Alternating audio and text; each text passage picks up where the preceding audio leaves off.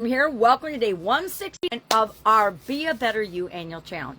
Today we are talking about contribution, of course, this entire month, and we're focusing in on how to use your skills, time, energy, and resources for good. So, how do we go about doing this? Let's look at it. Let's dig into it. Let's get a little deep on it. Number one, the core idea of contribution is that we have the power to make an impact on things outside of us. We can make a difference. We can make a change. And we do that by doing what we can with what we've got right now. And we all have, believe it or not, skills, abilities, talents, things that we're just naturally good at that other people could benefit from. We also have stuff. I don't know about you, but I'm a borderline hoarder. I save too much stuff. And every once in a while, and pretty frequently these days, I go through and I automatically just start putting things aside to donate to charity, to donate to people that will actually use it. There's no reason for me to collect things in storage units, and I do have a storage unit, and on shelves in storage areas like in the basement, when what's the probability I'm going to use them? If I haven't used it in 5 years, I should probably donate it. If I haven't used it in a year, I should rethink if I need to keep it or not, or if someone else could actually be using it right now. And that's how I get myself to actually do it and donate and give stuff. It's by changing my mindset from, oh, I might need this to someday, to who could use this now? Who could benefit from this thing now? The power of everyday giving. I think sometimes we underestimate the power of what we can do. We believe that we don't have any skills or abilities, or nobody cares about what we're good at or what we can do. And so then we just don't reach out and share or do anything. But it is incredible the power that just a simple smile or saying hello to someone when you're on a walk or complimenting somebody for something you truly appreciate about them, the impact that that can have on their life and the ripple effect that can have on the energy around you, around them, and around your community and around the world.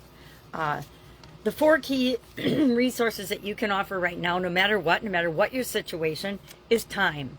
One of the most valuable resources that we all have, and actually probably the most valuable resource we have, is our time, our energy, and our attention, because time is the one thing we don't get any more of. We don't know how much time we have. That's number one. Nobody knows how long they're going to be here on planet Earth, right? It's different for each and every one of us, and we just never know when our timer or our clock is going to run out, and we're out of time because we're going to cease to exist in this time and space.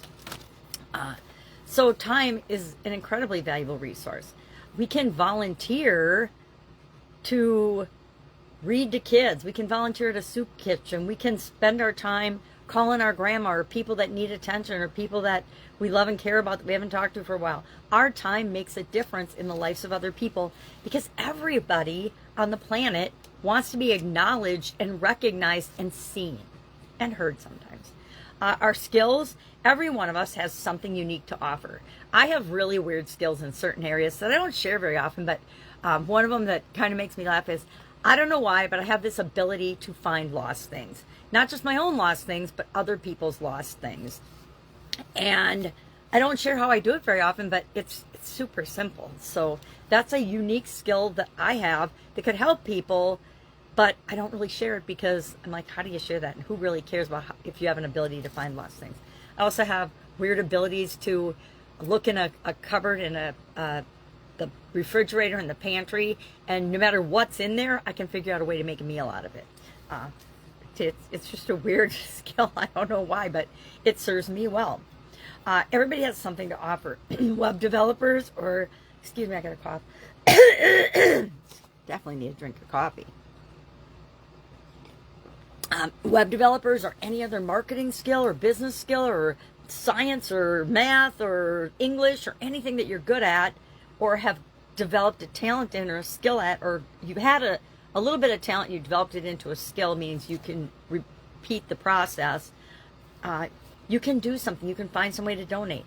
Artists and playwrights and writers and anybody can share what they learn and what they know with people in need and that could use that skill as well. Accountants can offer free tax help. Bookkeepers, managers, whatever. Leadership. Every organization, nonprofit or not, needs leadership. Use passion as your fuel for good. what we're excited about, we give energy to, and that energy is contagious. And so we want to focus in on that. It also helps us to avoid burnout when we balance, which we talked about yesterday, the amount of giving and the type of giving that we provide to the world around us. Physical and financial resources, of course, this is what people think of most often first when they hear contribution or donations. Sharing space, tools, money, all kinds of ways we can do this, even if we don't think we can. Maybe you have a spare room in your house that somebody could stay in while they're getting back on their feet. Maybe you could take in foster care kids. Maybe you could use that spare room as an office for a cause that you are excited about. Lending somebody in need your car is another way you could be of benefit, right? I actually could have let somebody use my car the whole last 2 years that I had it because I couldn't drive. I couldn't see well enough to drive, so it was just pretty much sitting in the garage the whole time. Let me share a couple of people's stories about this, and then I'm going to talk about how you can apply this in your own life. I'll share just 3 steps that you can use. Let's do that first. Number 1, take inventory of what you have. What do you have in terms of schedule, talents, passions, even your stuff, right? Go in the basement, go in your storage unit, take a look around. Is there anything you could let go of that other people could use? Because guess what? One man's trash is another man's treasure. I used to hate that expression, but now I really appreciate it. Step 2, identify local and online opportunities to share in different ways. Community groups, nonprofits, Facebook groups, volunteering apps. There's so many ways nowadays in this age of connectivity and social media to find ways to contribute and people to contribute to. It's kind of mind-boggling when people just don't do anything. Because if we're not giving to something outside of us, what are we doing? We're in our own little world, circling and focusing, and usually lamenting on why things aren't the way we want them to be. Well, the way we make them the way we want them to be is by stepping out, sometimes stepping out of our comfort zone a little bit to help other people. Helping other people is the fastest way to get over depression, to get over other challenges and negative behaviors that we have, is by getting involved with other people who can use our help. Step 3, start small and stay and be consistent. Just do something, right? Maybe join in an online group where you can offer advice in the group. Anything. Just start.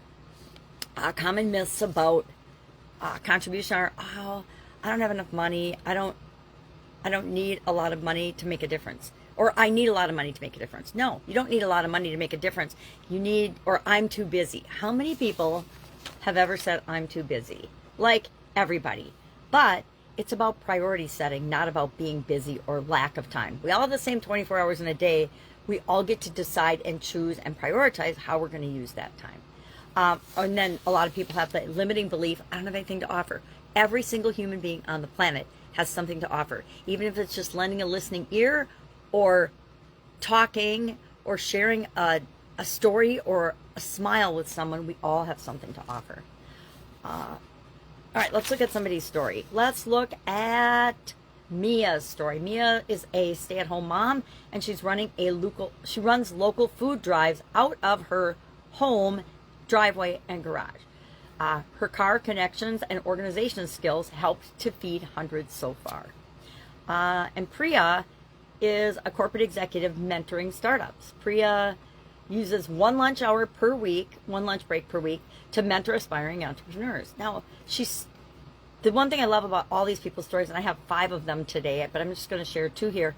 Every single person started right where they were. They didn't wait for something else to happen. They didn't wait for permission. They thought about something that was important to them, and they said, well, how can I help right now? And they started. Many of them started like the next day, doing something, some kind of action to move toward contributing in a positive way to make the world a better place and to make their life better by giving and putting more good into the world.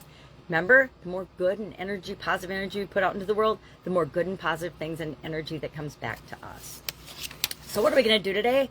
We are going to not say we're too busy. We're not going to make excuses. We're not going to not do anything because we all want to make the world a better place. Part of becoming a better version of ourselves, and one of the fastest ways to do that is to give value to the world around us. And we do that by contributing.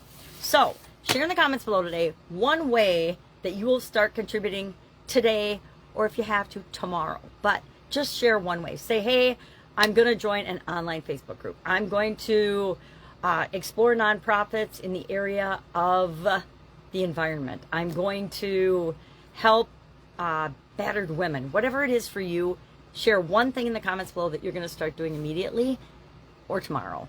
And I will do the same. Have an awesome day. Any questions, of course, ask. Otherwise, I'll be with you tomorrow.